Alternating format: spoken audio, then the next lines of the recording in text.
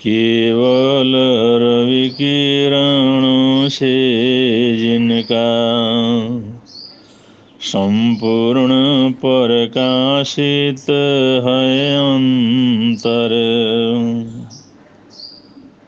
उनकी वाणी में होता है तत्वों का सुंदरतम दर्शन। सत्य दर्शन बोध चरण पथ पर अविरल जो बढ़ते हैं मुनिगण। अरहत देव परम आगम गुरु को, अरहत देव परम आगम गुरु को शत शत वंदन, शत शत वंदन, शत शत वंदन, शत शत वंदन। कुछ बुराइयां समाज में इतनी बुरी तरह से छा जाती हैं, इतनी गहरी पैठ उनकी हो जाती है, और वो सामूहिक रूप से पूरे समाज को, पूरे देश को ऐसे चपेट में ले लेते हैं। उनका सुधार करने के लिए सैकड़ों हजारों वर्षों का समय लगता है, और एक से एक बढ़कर के महापुरुषों को अपना जीवन खपाना पड़ता है। अच्छाइयाँ इस तरह से समाज में घुल मिलती नहीं हैं जितने जल्दी, जितने तेजी से बुराइयाँ फैलती और घुल मिलती हैं। ये हमारे भारत में जाति प्रथा ऐसे ही बहुत बुरी बीमारी है। आज बड़े उपक्रम हो रहे हैं जाति प्रथा को दूर करने के लिए, लेकिन कहीं ना कहीं इससे संबंधित दुर्घटना घटती रहती है। जबकि आज से 2500 वर्ष पहले भी भगवान बुद्ध, भगवान श्रवण महावीर स्वामी आदि अनेक महापुरुषों ने, ऐतिहासिक महापुरुषों ने बहुत कुछ समय लगाया जिससे ये बुराई जड़मूल से नष्ट हो जाए। लेकिन ये मनुष्य जाति के दिल में कभी कभी इतनी गहरी पैठ बना लेते हैं, इनको दूर करना बहुत मुश्किल होता है। भगवान महात्मा बुद्ध के प्रमुख शिष्य आनंद श्रावस्ती नगरी में विचरण कर रहे थे। कहीं से श्रावस्ती नगरी आ रहे थे वो, गुरु भगवंत के पास, अपने आराध्य के पास। तो आते आते उनको रास्ते में बड़ी प्यास लगी, पानी की बड़ी जरूरत हुई, और उस रास्ते में उनको जल की उपलब्धि नहीं हो रही थी, तो बड़ी तकलीफ हुई। तो उधर से एक तरुणी, एक स्त्री वहां से पानी का घड़ा लेकर के जा रही थी। तो आनंद ने उनसे पूछा और थोड़ा सा पानी प्राप्त करने के लिए पानी की मांग की, भी आप अगर थोड़ा सा जल दे सकें तो ये बहुत बड़ा उपकार होगा। अब उनके सामने बुद्ध के शिष्य आनंद खड़े थे, और उस तरुणी स्त्री को बड़ा संकोच हुआ, क्योंकि वो चांडाल कन्या थी।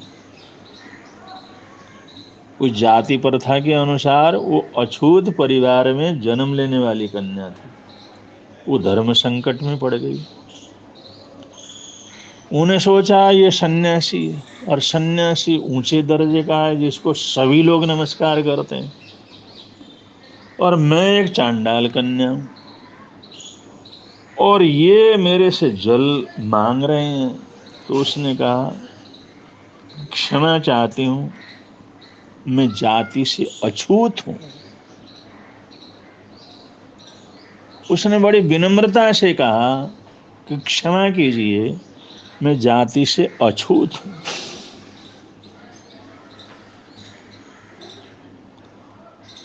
आनंद ने बड़ी सद्भावना के साथ, बड़े आदर के साथ कहा, मैंने तुम्हारी जाति नहीं पूछा, मैंने तो थोड़े पानी के लिए पूछा है,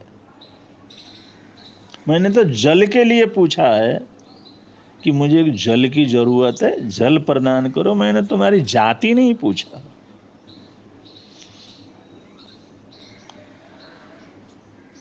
वो लड़की बड़ी धर्म संकट में पड़ गई कि मैं एक अछूत कन्या, अगर मैं आपको आपके कहे अनुसार जल दूं तो ये मेरा अपराध नहीं होगा, मेरे को पाप नहीं लगेगा।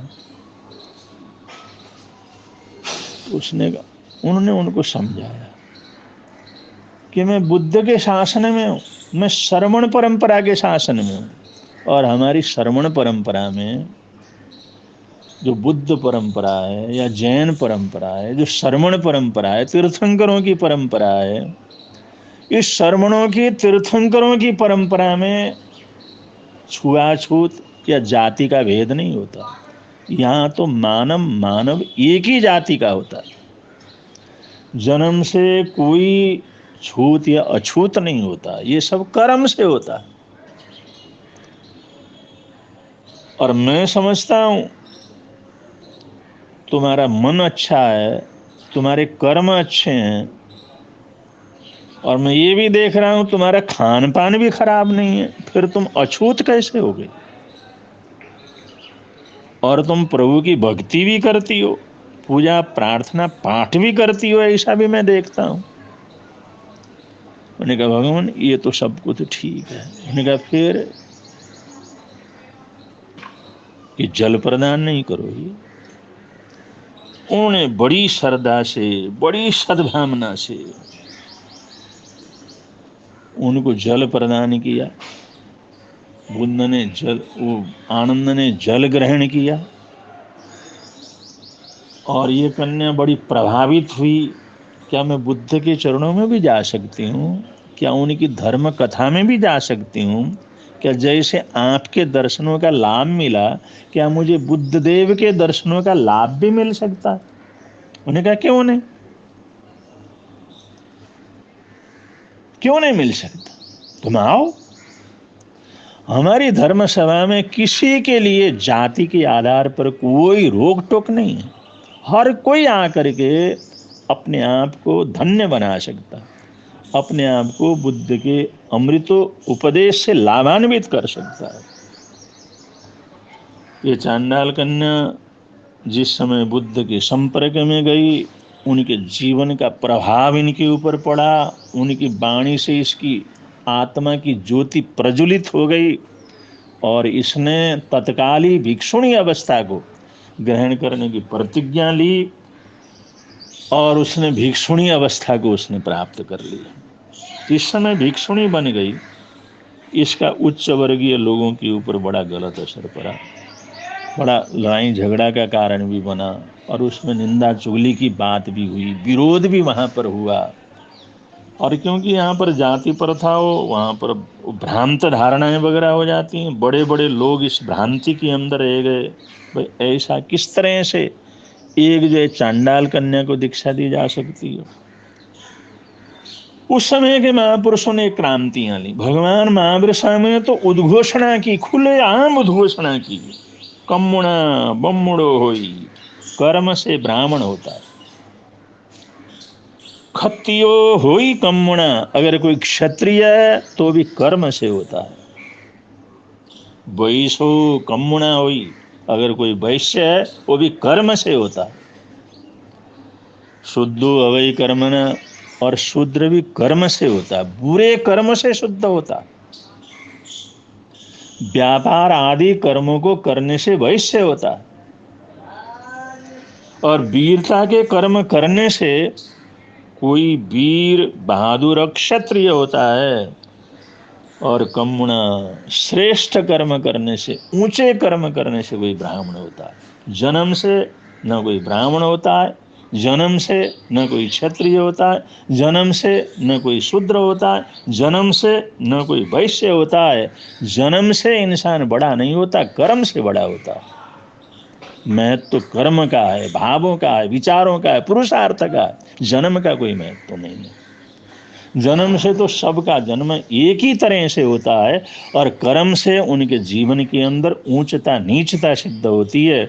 इस प्रकार श्रमण भगवान महावीर स्वामी ने खुलेआम उस जमाने के अंदर ये जाति प्रथा का विरोध किया, इसको नष्ट करने का प्रयत्न किया और किया, और सारे सबके लिए अपना धर्म सभाओं को खोला कि कोई भी किसी भी जाति के बंधन से हमारी धर्म सभा में वो जो वर्जित नहीं होगा। हर कोई जो आना चाहे खुलेआम से आकर के लाभ ले सकता है, आराधना कर सकता है, साधना कर सकता है, अपने जीवन को आगे बढ़ा सकता है। ये उद्घोषणा श्रमण भगवान महावीर स्वामी ने की, तो उन महापुरुषों ने समय समय पर समाज के सुधार के ये उपक्रम जीवन के अंदर किए, और आज भी उसी उपक्रम में हमारा समाज लगा हुआ है। लेकिन ये बुराइयां इतनी भयंकर हैं, कहीं ना कहीं इनकी चिंगारी निकलती रहती है, और महापुरुषों के इस जो प्रयत्न को वहाँ पर एक तरह से एक चैलेंज भी करता रहता है, और एक तरह से दूषित करता रहता है। ये प्रवृत्तियां जरूर समाज के अंदर समाप्त होनी चाहिए। यही प्रवृत्तियां समाप्त होंगी और हम सब एक होंगे, तभी जाकर हमारे राष्ट्र की उन्नति और समाज का वैभव, समाज की ऊंचाई जो है सिद्ध होगी। इन्हीं मंगल कामनाओं के साथ, इन्हीं सद्भावनाओं के साथ अपने विचारों को विराम दे रहे हैं। बोलिए भगवान महावीर स्वामी की जय।